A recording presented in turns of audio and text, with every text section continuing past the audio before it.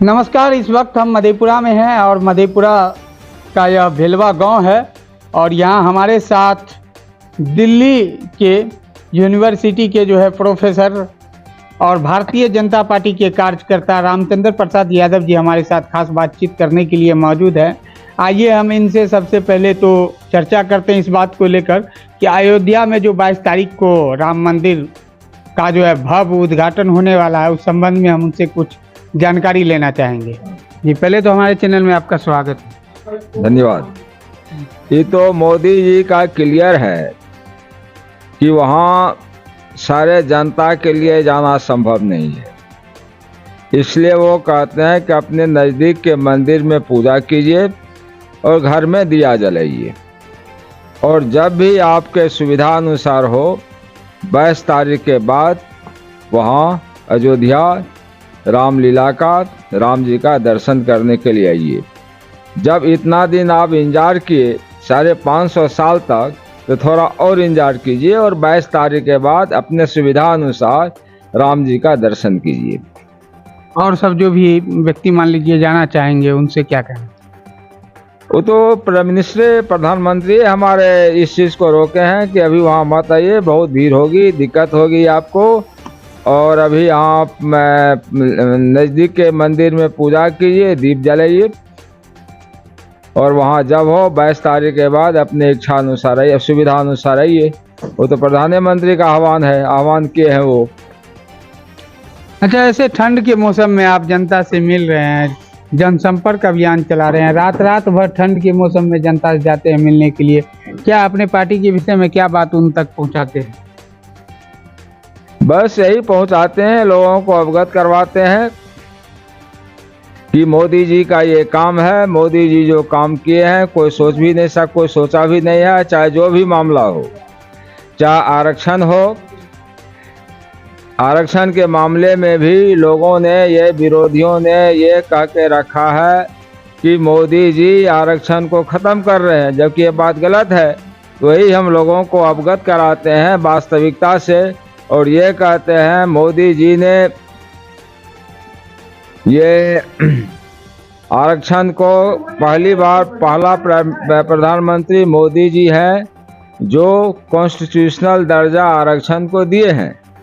दूसरी बात, ये विरोधी लोग जो आरक्षण ख़त्म करना चाहते थे, इसकी शुरुआत यूपी से हुई थी, सिद्धार्थ यूनिवर्सिटी से, जहां 86 बहाली हुआ था। वहाँ क्या कहते हैं 83 ब्राह्मण थे, 3 ही दूसरे कम्युनिटी के लोग थे या ओबीसी थे। तो ये हाई कोर्ट भी, जब कोई रिसर्च स्कॉलर एक था, हाई कोर्ट गया तो हाई कोर्ट भी अखिलेश से पूछ के अखिलेश ने इस चीज़ को जस्टिफाई किया। 13 point roster system, 13 point roster system में उन्होंने कहा कि मेरा रोस्टर सही है, चूँकि मैंने डिपार्टमेंट को यूनिटी माना है, यूनिवर्सिटी कॉलेज को यूनिवर्सिटी यूनिट नहीं माना है। डिपार्टमेंट को, जिसको 13 पॉइंट रोस्टर सिस्टम कहते हैं, ये 13 पॉइंट रोस्टर सिस्टम में सारा आरक्षण खत्म हो जाता है। इसके खिलाफ भी जानते ही मोदी जी ने क्या कहते हैं, ये सुप्रीम कोर्ट गए, हाई कोर्ट भी वही डिसीजन दे दिया जो अखिलेश ने बोला। मोदी जी सुप्रीम कोर्ट गए और जितने अपॉइंटमेंट है सारे रोक दिए कि जब तक आरक्षण क्लियर नहीं होगा, रोस्टर सिस्टम क्लियर नहीं होगा, आरक्षण ढंग से नहीं होगा, तब तक कोई भी अपॉइंटमेंट नहीं होगा। उस पर विरोधी लोग कहना चाहते थे कि नहीं, अब सारा अपॉइंटमेंट हो गया, तब क्या कहते हैं ये अष्टकी है, कहीं अपॉइंटमेंट नहीं हुआ था, ये झूठा वो लोग प्रचार कर रहा था। केवल इलाहाबाद यूनिवर्सिटी में हिंदी पॉलिटिकल साइंस में अपॉइंटमेंट हुआ था।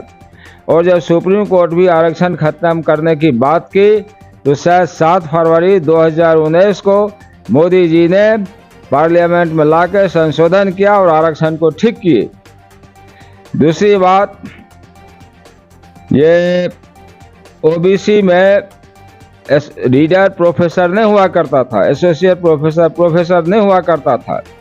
लोग असिस्टेंट प्रोफेसर होकर ही रिटायर कर जाते थे। पहले रीडर लेक्चरर बोलते थे, अब असिस्टेंट प्रोफेसर बोलते हैं, रिटायर कर जाते थे। मोदी जी ने 2 जुलाई 2019 को एसोसिएट प्रोफेसर, प्रोफेसर में आरक्षण दिए।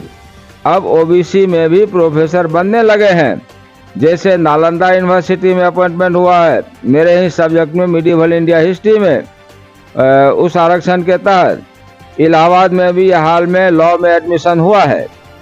और ये लोग क्या किए हैं, विरोधी लोग, जहां कांग्रेस की गवर्नमेंट थी, जहां वामपंथी की गवर्नमेंट थी, वहां एडवर्टाइज नहीं किया।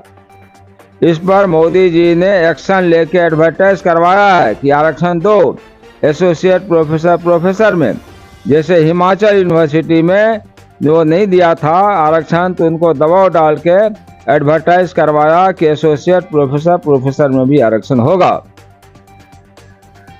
अच्छा, मधेपुरा में क्या कहता है यूनिवर्सिटी का हाल ऐसे क्या है? आए दिन लोग हड़ताल पे बैठते हैं विद्यार्थी सब, ये का मांग। यूनिवर्सिटी की यहाँ बहुत दयनीय हालत है। 3-4 रोज पहले मैं किसी प्रिंसिपल से बात कर रहा था वित्त रहित कॉलेज के बारे में। उन्होंने कहा कि जो सरकारी कॉलेज है, कॉन्स्टिट्यूएंट कॉलेज है, वहाँ भी ढंग से बहुत दिनों से तनख्वाह नहीं दिया गया है। और वित्त रहित कॉलेज की तो कोई बात ही नहीं है। ये तो बहुत शर्म की बात है और अमानवीय है कि कॉलेज टीचर को 9 बजे बुलाता है, 5 बजे छोड़ता है। वित्त रहित की मैं बात करता हूँ, अब मात्र 100 रुपया देता है। 100 रुपया में क्या आजकल मजदूर भी मिलेगा? मजदूर भी 400 रुपया लेता है। इन लोगों को, जो अच्छे पढ़े लिखे लोग हैं, मैं कई को जानता हूँ, कुछ लोग स्ट्रगल करके दिल्ली यूनिवर्सिटी से PhD किया है, वो भी यहाँ उनको 100 रुपया मिलता है और 9 बजे से लेके वो 5 बजे तक उनको खटाता है।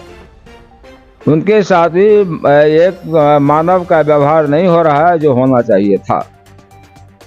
आप भी आखिर मान लीजिए दिल्ली यूनिवर्सिटी के प्रोफेसर रहे हैं, तो आप तो सारा कुछ से अवगत हैं। हम सारा चीज से अवगत हैं। लेकिन यहाँ विद्यार्थियों का जो है मांग जो है उसको लेकर आए दिन धरना पे बैठते हैं विद्यार्थी सब। विद्यार्थी का क्या मांग? जैसे मधेपुरा यूनिवर्सिटी का तो आप हाल जानते ही हैं। वो जानते हैं, हम टीचर के लिए मुझे मालूम है, विद्यार्थी के एजुकेशन के लिए मुझे नहीं है मालूम। अच्छा, आप जनता से मिल रहे हैं, कल कहाँ का दौरा किए थे? कल तो मैं नहीं जा पाया, परसों में गया था खौजरी भगवानपुर, जो सोर प्रखंड में आता है, सहरसा विधानसभा में आता है वो। और कल मैं नहीं जा पाया, कल एक प्रोग्राम था वो राम सबके साथ सिंहेश्वर में, वहीं मेरा समय व्यतीत हो गया। वो राम कुंड यात्रा में देखे थे आपको?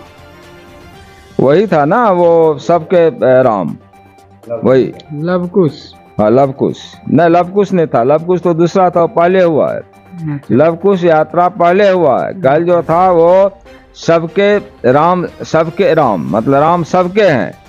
इस पर एक आयोजन दैनिक जागरण वाले ने करवाया था, वहां में था कल सिंहेश्वर शिव मंदिर के पास प्रांगण में। तो अभी आपका कहाँ का दौरा है? अभी तो मैं जा रहा हूँ, ये वही वित्त रहित वाले सब धरना प्रदर्शन आयोजित किए हैं, उसमें मैं जाऊंगा। उससे समय मिलेगा तो 14 तारीख के तैयारी में, 14 तारीख को ये लभाटा प्रखंड में कैथली गांव में वो भगत सबका सम्मेलन है, उसके लिए मैं तैयारी करूंगा, वहां मैं जाऊंगा 14 तारीख को। 14 तारीख को। अच्छा, एक सवाल और था मेरा कि मान लीजिए जैसे कि गांव घर में जो स्कूल है उसको सरकार जो है टीचर सबको 5 बजे तक कहता है रहने के लिए, और विद्यार्थी सबको समथिंग 4:30 बजे तक में छुट्टी दे दिया जाए। नहीं, ये तो 5 बजे तक तो कोई नई बात नहीं है, गांव घर के स्कूल में पहले भी था। लेकिन वो जब विद्यार्थी नहीं रहता तब तो मेरे ख्याल से कोई तुक नहीं है 5 बजे तक रखने का टीचर को। या तो टीचर बाध्य करे कि विद्यार्थी पढ़े 5 बजे तक। वैसे तो अगर विद्यार्थी को पहले दे छुट्टी मिल जाती है तो टीचर का कोई औचित्य नहीं है वहां 5 बजे तक रहने का।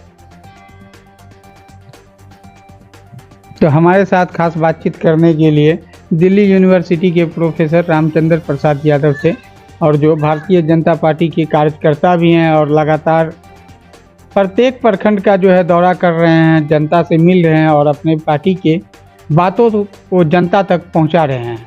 तो बहरहाल हमारा खबर आपको कैसा लगा? अगर आप हमारे चैनल को यूट्यूब पे देख रहे हैं तो उसको आप सब्सक्राइब करें, अगर आप फेसबुक पेज को देख रहे हैं तो उसको आप फॉलो करें। खबर आपको कैसा लगा कमेंट बॉक्स में अपनी प्रतिक्रिया अवश्य दें। फिर हम आपको मिलते हैं अगले वीडियो में। तब तक के लिए देखते रहें मधेपुरा लाइव न्यूज़.com, देशी समाचार 11 और MNL न्यूज़।